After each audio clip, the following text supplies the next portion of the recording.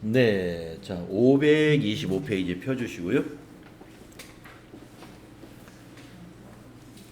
모의고사 1회에 근로소득관리 문제 해보겠습니다. 인사급여 관련 실무 프로세스를 수행하시오 이랬습니다. 자 1번 문제 보시면 주민등록 등본에 의한 사원등록 문제가 되겠습니다. 김윤성의 주민등록 등본이 있습니다. 모친, 자녀 둘, 형제가 있네요. 그러면 김윤성 씨가 보면은 지금 배우자가 안 보여요. 자녀는 있는데. 자, 김윤정의 장애인 증명서. 네, 부양가족 중에 장애인이 김윤영. 그렇죠? 네, 부양가족 중에 장애인이 있고요. 자, 자료 설명을 먼저 보겠습니다. 김윤성의 부양가족 등록을 하는데 부양가족은 김윤성과 생계를 같이 하고 배우자는 2020년 9월 15일에 사망했군요. 저런. 그러면 배우자는 말이죠. 장기에 사망을 했기 때문에 배우자를 입력을 해야 됩니다. 자, 그리고 소득이 없는 배우자였고요. 모 이영수는 소득세법에 따라서 원천징수된 이자소득 1,000만원과 배당소득 900만원이 있고 그 외 소득은 없어요. 이자와 배당을 합쳐서 금융소득이라 하는데 2,000만원 이하에 해당이 되니까 분리과세를 선택할 수 있어요. 모 이영수는 기본공제 대상자가 됩니다. 자녀 김현선은 모친 이승현으로부터 상속받은 재산 1억 원의 외에 다른 소득은 없습니다. 상속받은 재산은 우리가 상속세에서 과세하는 것이고요. 이건 소득 금액이 아니에요.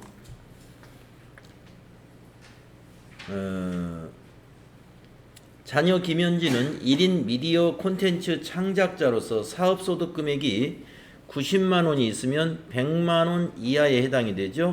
소득이 없는 거고요. 동생 김윤영은 장애인복지법에 따라 시각장애인이며 소득은 없습니다. 그러면 김윤영은 나이에 관계없이 기본공제 대상자가 되는 거고요. 세부담을 최소화하는 방법으로 부양가족 명세를 입력하시오. 같이 한번 입력해 볼까요? 네. 자, 어느 메뉴로 가야 됩니까?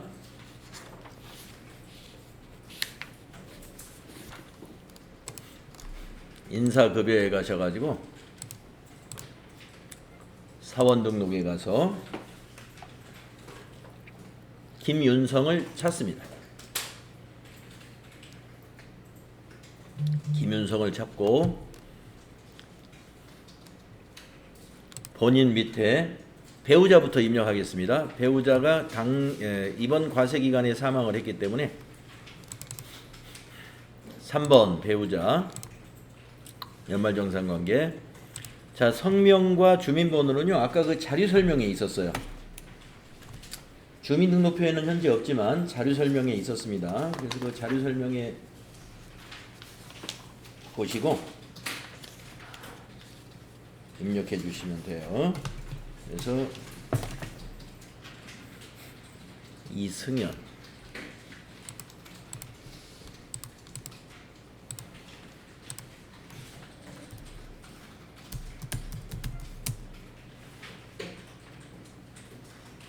왜 잘못됐다 이거. 김윤성 이승현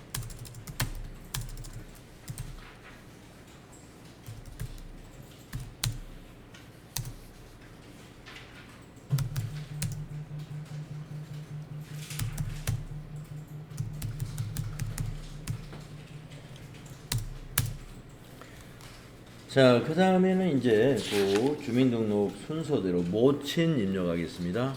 소득자의 직계 존속이죠. 60세 이상 해놓고 이영순 입력하십니다.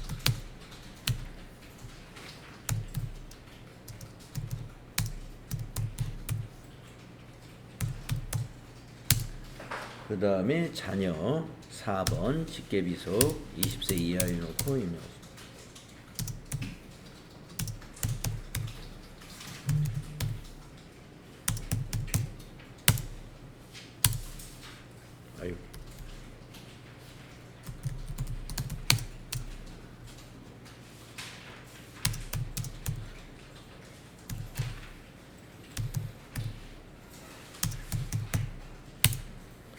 또 직계비속 김현진.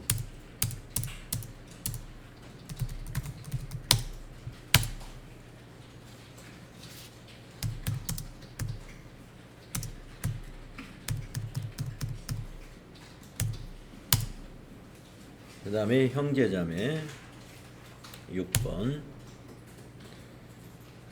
형제자매이 83년생이니까 여기를 5번 장애인으로 해주죠.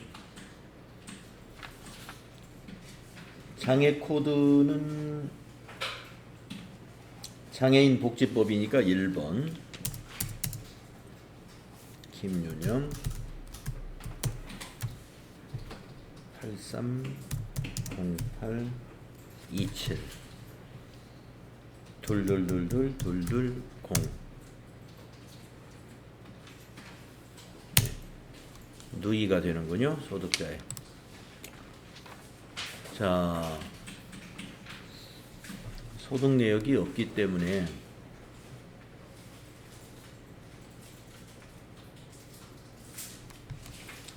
네, 배우자 포함해서 다 기본공제 대상자가 돼야 되겠습니다.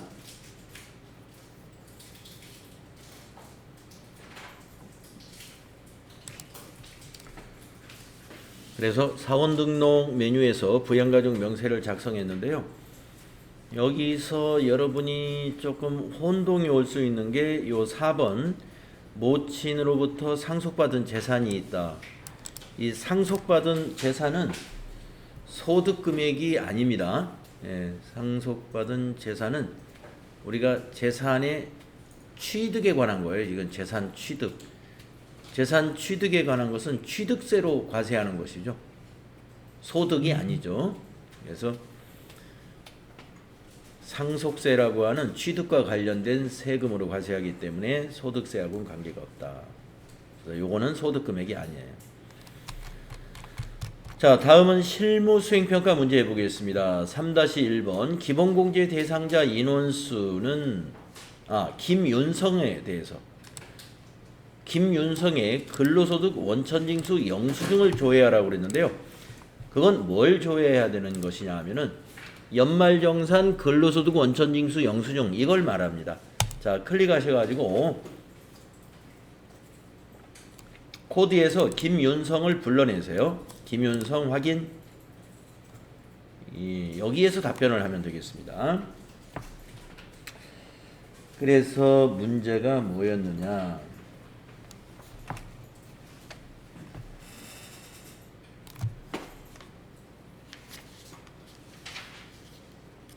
문제가 기본공제 대상 인원수는 총 몇 명이냐 이랬습니다.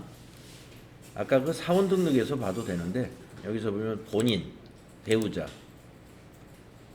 그리고 어머니, 자녀 둘, 동생까지 해서 6명이죠. 네, 부양가족이 6명이 되겠습니다. 본인 배우자 있었고 자녀 둘에 형제하고 어머니가 있었죠. 그래서 4명, 총 6명이 답이 되겠네요.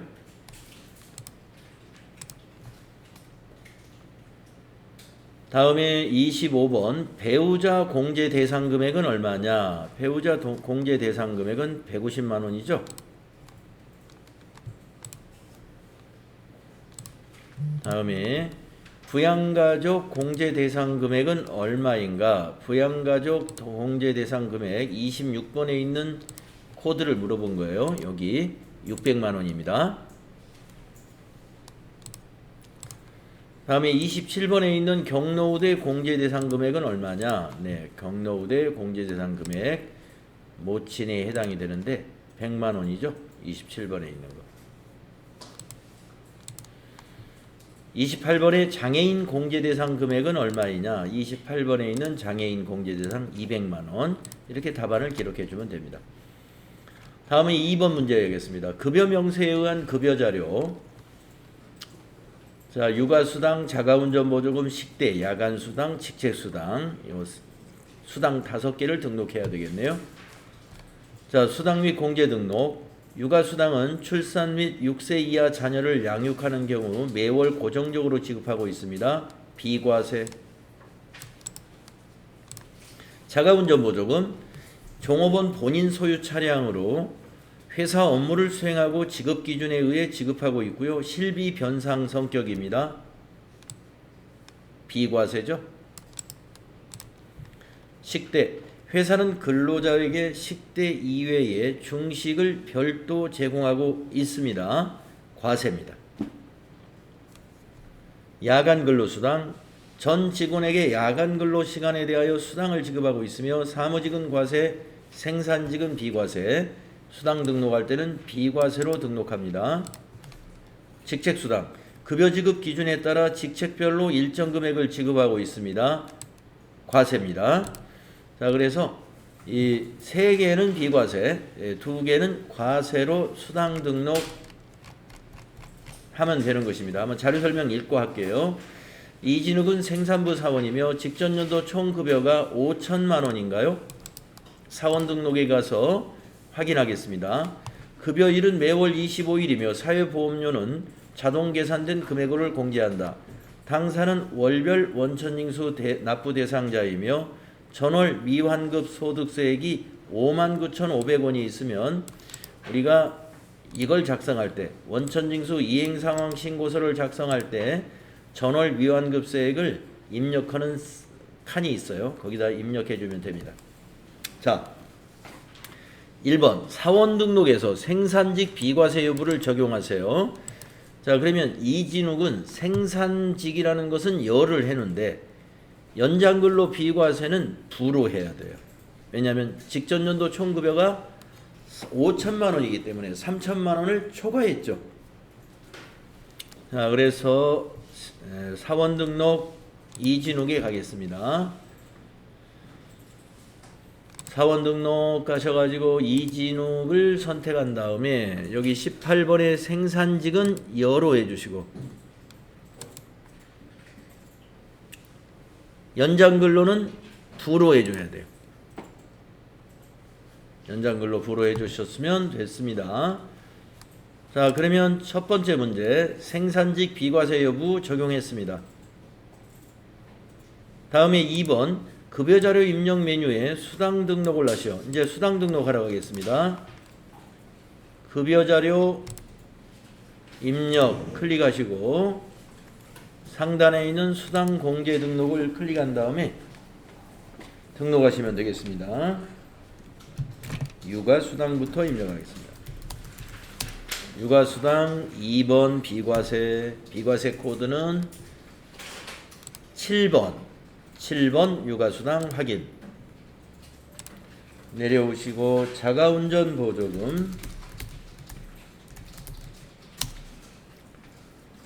자가운전 보조금은 실비 변상 성격이니까 비과세, 코드는 3번 자가운전 코드 확인. 내려오시고 식대, 식대는 식사, 중식을 별도 제공하기 때문에 1번 과세, 1급여 확인해 주시고요.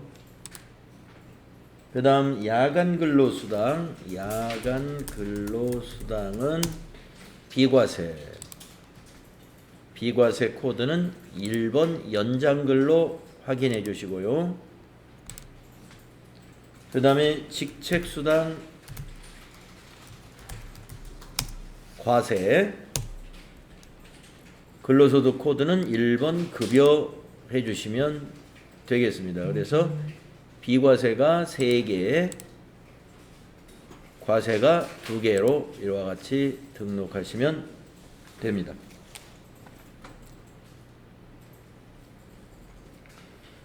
자, 그러면 이제 수당 등록 문제 했죠? 확인 눌러서 빠지시고요.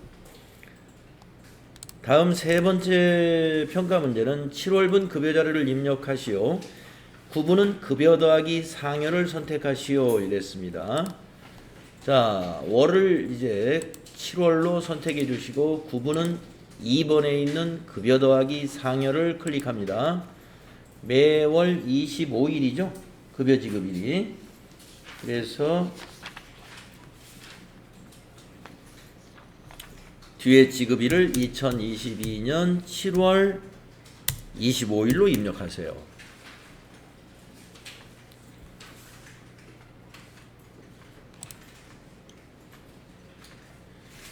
자, 이진욱 사원을 선택하시고요. 이진욱 527페이지 자료 1에 있는 급여 내역을 입력합니다. 기본급 350만원. 상여 없네요. 근데 왜 상여 없고, 육아수당 20만원, 자가운전 25만원, 식대 16만원, 야간근로 20만원, 직책수당 30만원. 네. 이렇게 하면 급여자료 입력이 됐습니다. 이 사람의 비과세는 30만원인데 뭐가 적용되어 있냐면 육아수당하고, 그리고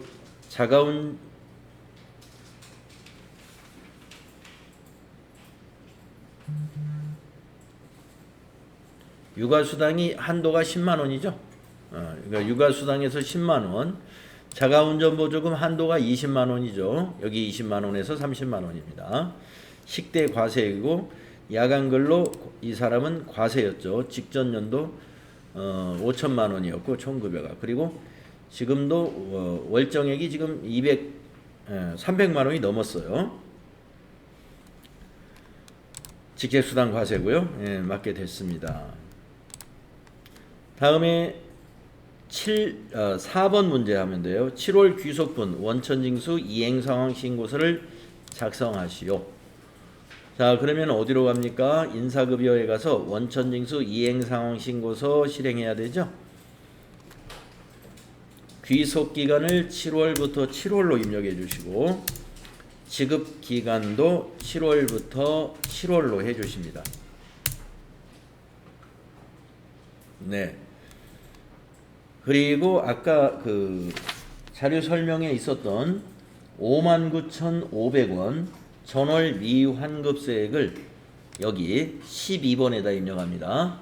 하단에 있는 전월 미환급세액의 계산 12번에다가 59500 엔터 하시면 되겠습니다. 그러면 59500을 뺀 163,270원이 이번 달에 납부해야 될 소득세로 여기에 표시가 됩니다. 자, 저장하시고 닫아 놓으시면 됩니다.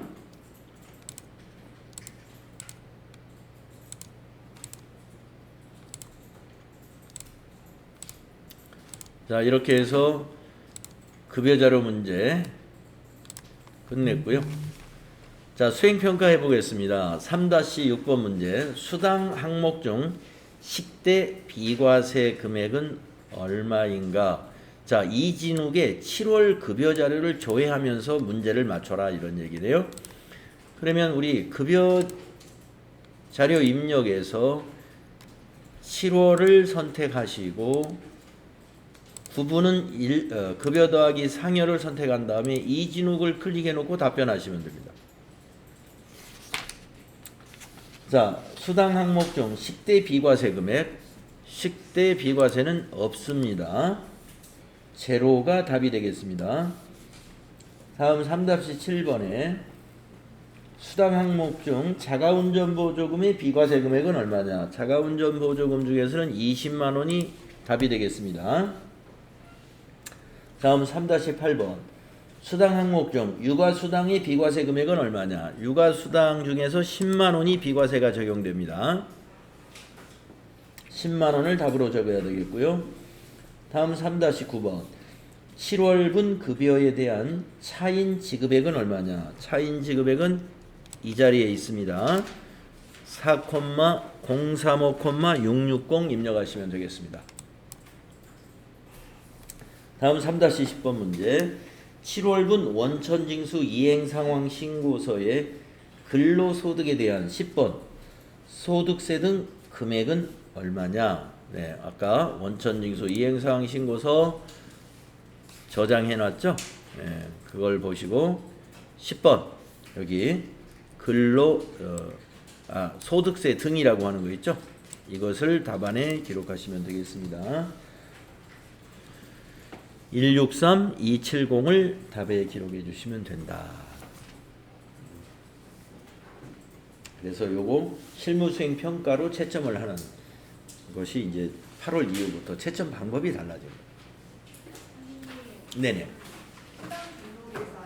네.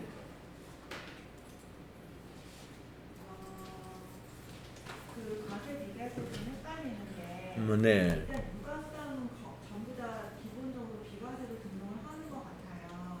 그렇습니다. 네, 그리고 10대는 밥을 따로 준다는 말이 없으면 비과세고, 그다음에 이제 초과하는 분량은 다 자동으로 나눠져서 과세 비과세 이렇게 표시가 되는 거죠. 10대. 식대. 네, 10대.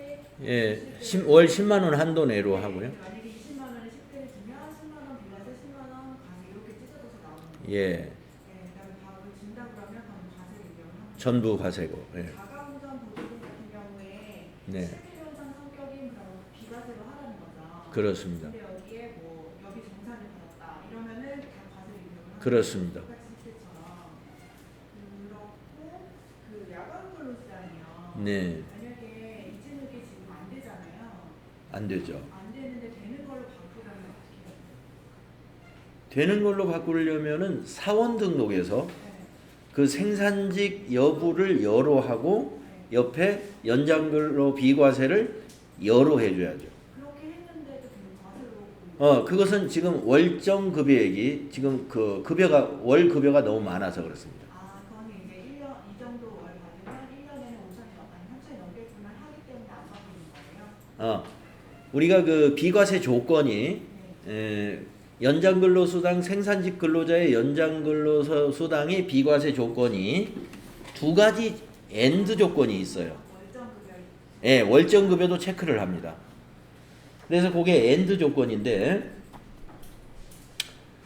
우리가 그 소득세 이론했던 페이지 중에 지금 방금 질문한 부분에 대해서 제가 페이지를 알려드리면은 근로소득 쪽에 우리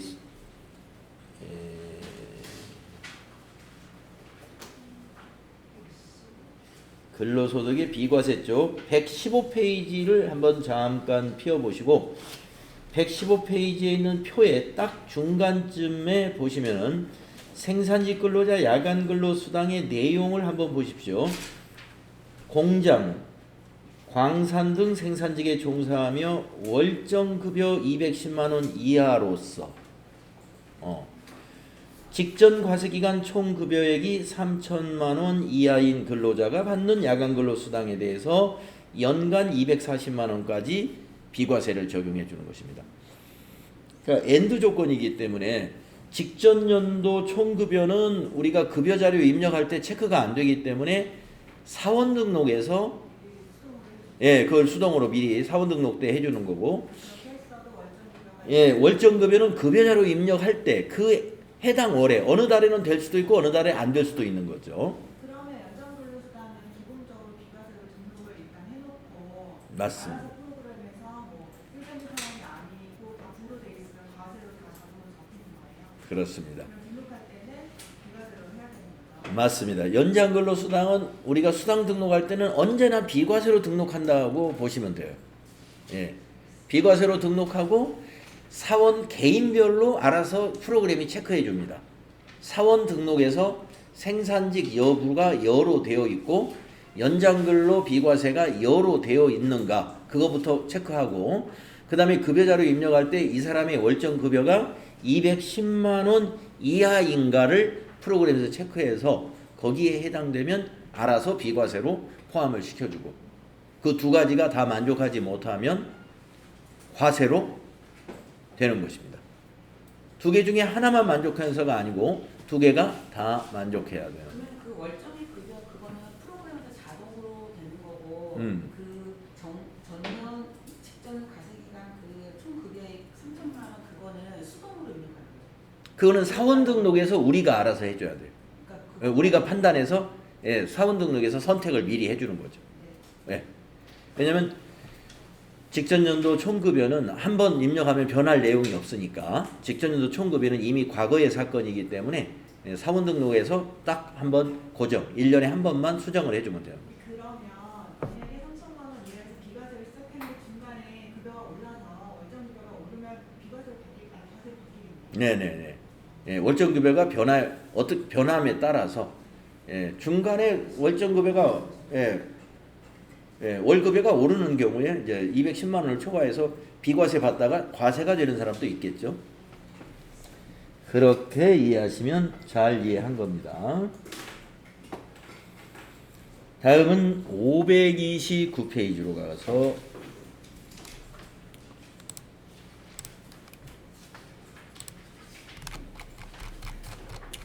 국세청 연말정산 간소화 및 이외의 자료를 기준으로 연말정산을 하라는 겁니다. 이번에는 생산직 황영석의 연말정산을 위한 자료이다.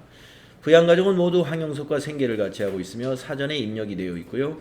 황영석은 4월 30일까지 신세계푸드에서 근무하고 퇴직했습니다. 아들 황종규의 의료비 중에 한의원의 지출 내역은 전액 아토피 치료를 위한 지출이었기 때문에 입력 가능한 것이죠. 연말정산 근로소득 원천징수 영수증 메뉴에서 연말정산을 완료하시오. 종전근무지 서류는 소득명세, 의료비 공제는 의료비 탭에, 보험료 세액공제와 교육비 세액공제는 소득공제 탭에 입력하시오. 부양가족 현황은 이렇게 본인 포함해서 4명이고 소득은 아무도 없습니다. 배우자도 있고 자녀도 있고 직계 존속도 모친이 있습니다. 자, 황영석의 종전근무지 자료가 자료 2에 있는데요. 요거 어디다 입력하시는지 아시죠? 자, 입력해 보겠습니다. 연말정산 근로소득 원천징수 영수증 클릭하시고 여기 사원명 아까 김윤성 불러놓은 자리 거기서 더블 클릭하셔가지고 그 밑에다 더블 클릭해서 이번에는 황영석을 불러냅니다. 확인해 주시겠습니다. 자, 종전근무지 자료 소득명세 탭에다 입력합니다. 소득명세에 저 상단에 보면은 종전근무지 입력이라는 단추가 있어요. 클릭하시면 종전이라는 열이 만들어집니다. 거기다가 신세계푸드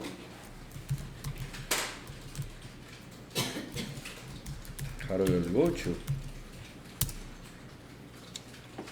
사업자번호 127 81 34653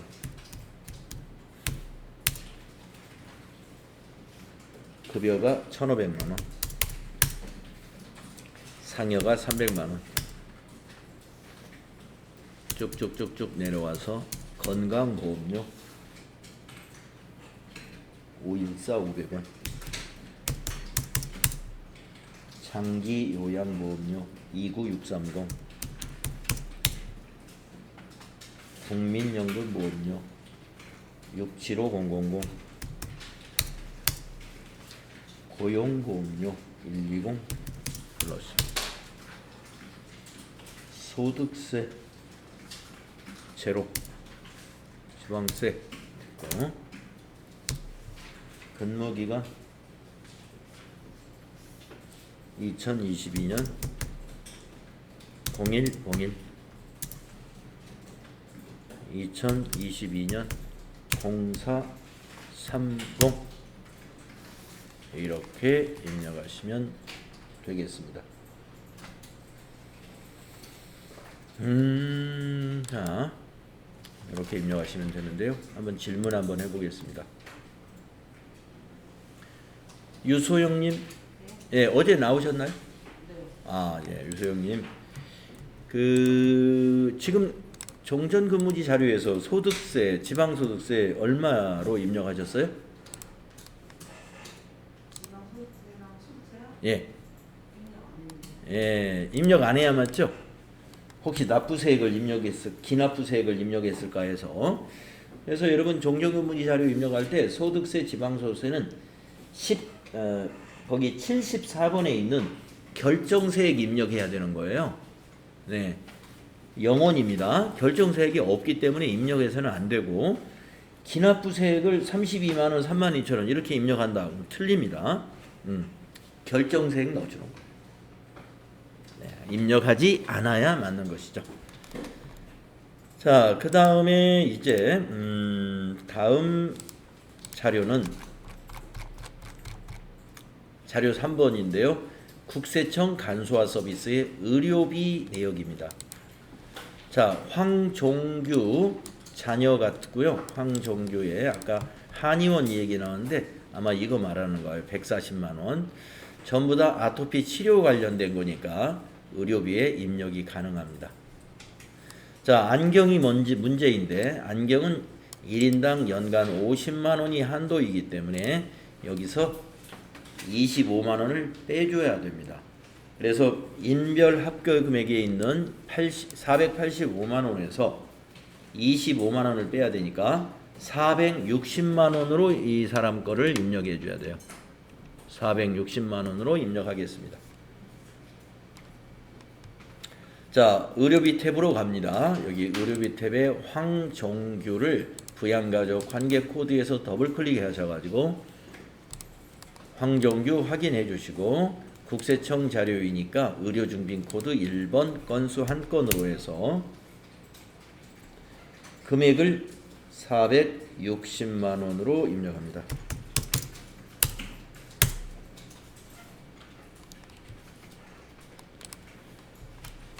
다음 자료 밑에 있는 자료는 보험료 자료입니다.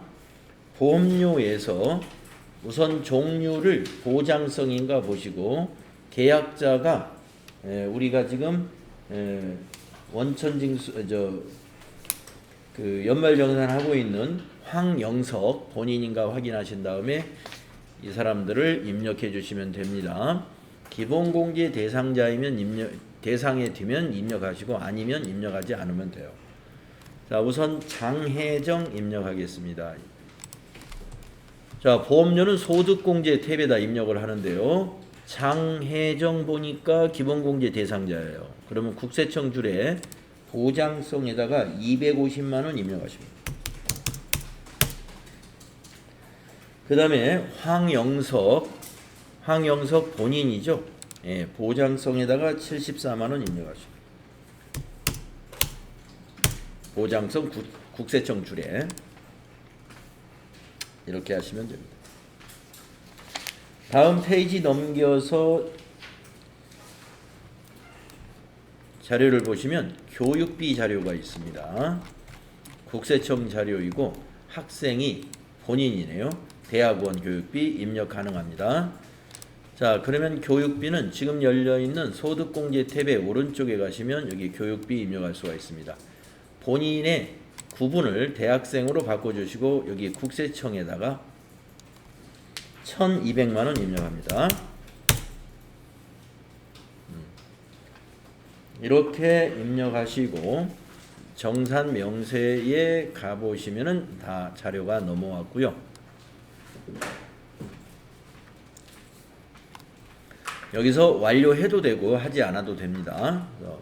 완료 눌러놓고 확인하면은 체크한 다음에 황영석을 체크하고 완료 예 하면은 완료가 이렇게 되는 거고 그냥 놔둬도 관계없어요.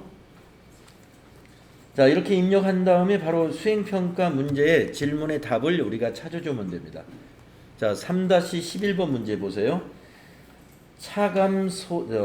황영석의 근로소득 원천징수 영수증 우리가 지금 해놓은 거죠. 여기에 차감 소득 금액은 얼마인가? 차감 소득 금액이다라는 것은 소득을 공제한 소득 금액을 말하는 거죠. 예, 차감 소득 금액은 37번에 있죠. 여기 37번에 차감 소득 금액 30315-870을 답에 기록하십니다. 그 다음에 12번 문제 60번에 있는 보장성 보험의 공제 대상 지출 금액 지출 총액은 얼마인가? 자, 60번에 보장성 보험료 여기 화살표를 눌러 보시면 공제대상 지출 총액, 예, 지출액 공제대상 금액은 공제대상 지출 총액. 공제대상 지출 총액이면 324만 원인가요?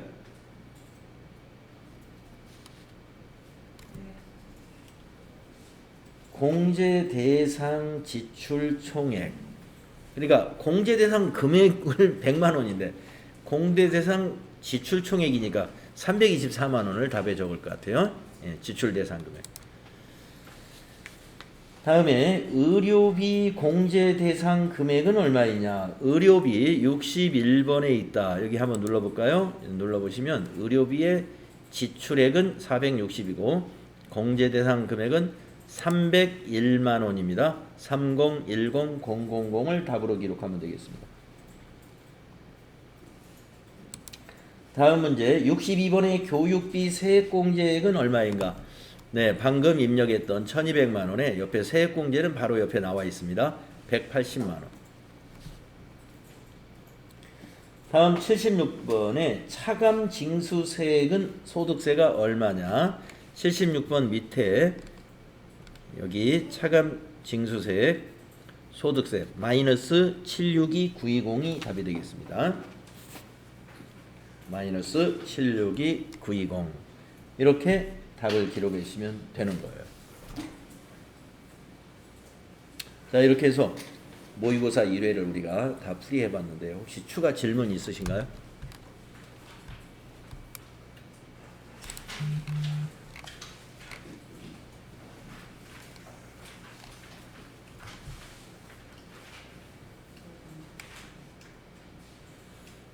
네, 그러면 잠시 쉬었다가 한 5분만 쉬겠습니다. 그랬다가 모의고사 2회 이론풀이 들어가겠습니다.